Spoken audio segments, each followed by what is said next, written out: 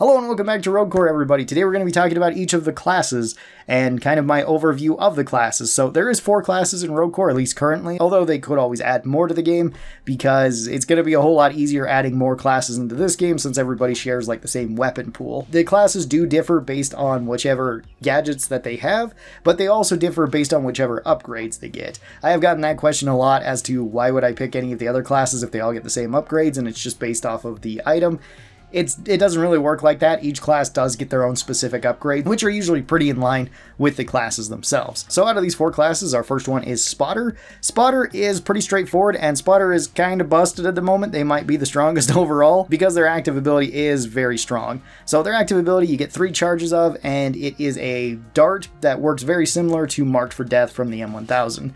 Although it does have splash on it, and it also highlights anything that you hit with it, or that walks through it. You can either use this to shoot an enemy directly, and if you do, then it won't have the splash damage. It'll just mark that particular enemy out, and then anybody shooting that target can have guaranteed crits on it, which is pretty good, as you would kind of expect. Or you can shoot this at the ground near enemies, and if they are either in the area when it hits, or if they walk across the area while the dart lingers, then it will make it so they also get marked, and they take extra damage as well as they're highlighted. And this is very strong because it works really well with just about any build. Spotter's really good there, and their upgrades tend to be pretty strong too, where they can have things like 10% extra crit chance on everything, or 30% extra crit damage on everything, just kind of basic standard ones that are very strong. You can also get, like, every time you hit a crit, it refunds 1 ammo to your weapon, which is really good on a class that can constantly get crits, so you don't really run out of ammo quickly either. You can also have like stuns on crits and a couple other ones that Spotter has. Overall, Spotter is feeling really strong. It may be a bit too strong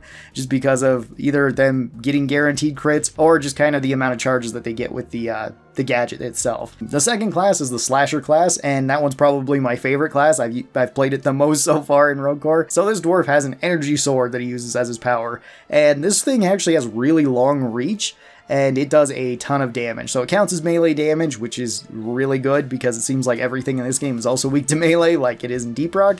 The blade itself seems to have about 2 to 3 times the effective reach of a pickaxe power attack, since that one has a little bit longer reach than a regular just pickaxe attack, meaning that you can hit multiple enemies, and it seems to hit about 180 degrees in front of you.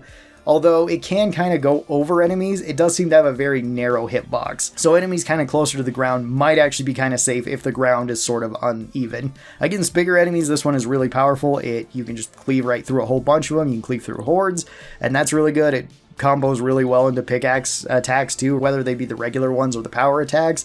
It's pretty easy to go from pickaxe attack, power attack, sword, back to pickaxe attack, power attack. And that does a lot of damage to basically anything, or can kill multiple enemies really, really fast. On top of that, Slicer gets a whole bunch of abilities that are generally focused around melee, where they can get like Axeman, which is really good. It makes it so your pickaxe attacks are faster, and they also hit for more damage, which this counts for mining too. It's really good overall. It makes it so you can clear up caves really, really fast. You can get things like temporary health on melee kill, which is really strong when you can cleave through a whole horde of things. You get like 4 temp health each time. Temp health works basically as like a healing shield in front of your armor or in front of your health bar, to where you can have up to 100 extra health there stored, and it can just keep getting built up. You can also get like cooldowns on your sword, so every time you kill an enemy, it cools it down by like 10% or so. That's pretty strong. You can also get like extra damage after a melee attack, or extra damage after a melee kill. They are more of a melee-oriented class, and I've already done a full run on the highest difficulty that we've got, at least so far in Rogue Core, just using the pickaxe and the sword, and it wasn't super difficult. It was actually fairly doable. We also got the Guardian class, which is, I think, going to be a lot of people's favorite class. Guardian is very straightforward. They are the tank class, and they have 2 abilities with their gadget. So they have a shotgun glove, basically, that throws out explosive balls that can stun enemies. These generally do pretty low damage, but they can stun almost everything, and you do get 3 uses of these, so stacking them, I think you can stun just about anything, since I've been able to stun like the detonator in here, and I've been able to stun the main boss.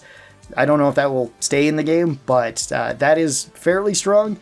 I think the better ability is actually the second use of this, where you would just hold it out and then you would right click rather than left click. And this one makes it so you get an AoE fear around you that just pushes all enemies back, and it goes for the entirety of your bar unless you wish to turn it off at any time. Then it will just take up that bar and it will stop using it after that. This one's really good because it's really easy to res teammates then.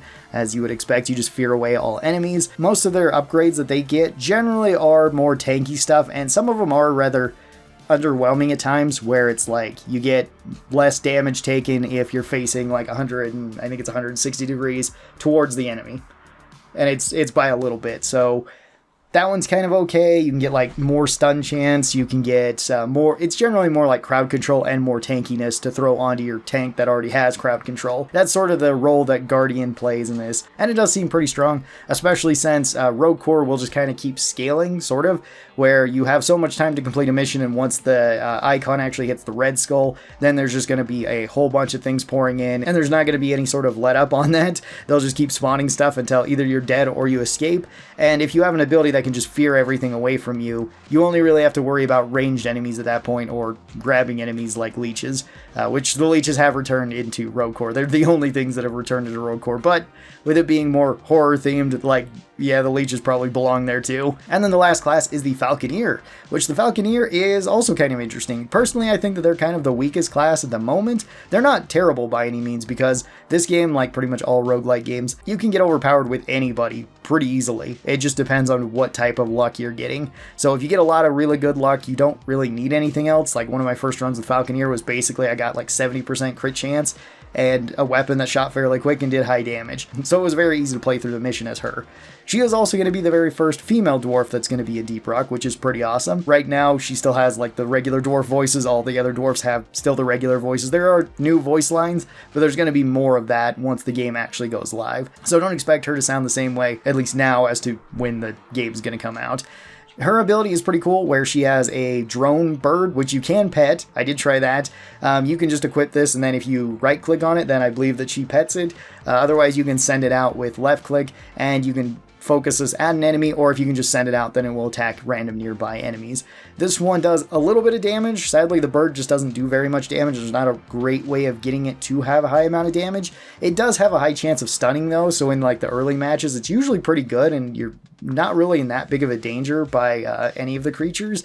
Towards the later stages in the runs, then the stun becomes a little bit less useful just because there's more enemies spawning then, and you get 5 charges of the bird. You can either call back the bird whenever you'd like, assuming that you didn't use up all the charges or anything. You can also send it out so long as you do have charges, and that's kind of cool. I feel like the bird maybe should get a little bit of a buff though, because right now it doesn't seem super strong. The upgrades that she gets for herself too are a little bit interesting as well. They're not necessarily the strongest. Her best one is probably the one where every time you hit an enemy with whatever gun, it just adds more charges. So if you have a fast shooting gun, something like Stubby or the burst pistol or some of the new guns, you can just keep hitting a thing and constantly have your bird out, constantly be attacking with it, which is pretty good. She has some other ones where it's like after the first 6 seconds when you throw the bird out, then you can shoot and do more damage, so that's kind of nice. She's got extra cooldowns on the bird so that you can get the bird back up quicker. Most of her upgrades tend to be kind of focused around the bird and just constantly either having it out or getting it back its charges so that you can throw it out more often so it can attack more enemies. It's kind of a cool another little drone that you can have. It feels almost like you took like Inji's turret, you strapped it to Scout's boomerang and are throwing that out, where it doesn't have like the boomerang's tracking or anything. It doesn't have like the turret's damage per second, but it's kind of halfway in between those two. So overall, the classes are actually very fun, and there is kind of a reason to be playing through each of them. There is also some other like character related upgrades, at least in this version of the alpha. Don't know if that's going to stay, but they're very similar to like perks, how they are in Deep Rock, although in this one you get 4 of them. So you can have like increased health, increased armor, increased crit chance, decreased fall damage, things like that, at least as of right now. So in conclusion, I think the classes are really cool, and I would like to see even more of them come to Rogue Core once we get them, because there was kind of the other one that was teased with the Gorgon, but he's not in this version of the alpha. I don't remember if I got to play him when I was there in Denmark. Maybe? So tell me your thoughts on Rogue Core and the classes in here. Thank you guys so very much for watching this. Hope you guys enjoyed it, and I'll talk to you next time. Bye-bye, everybody!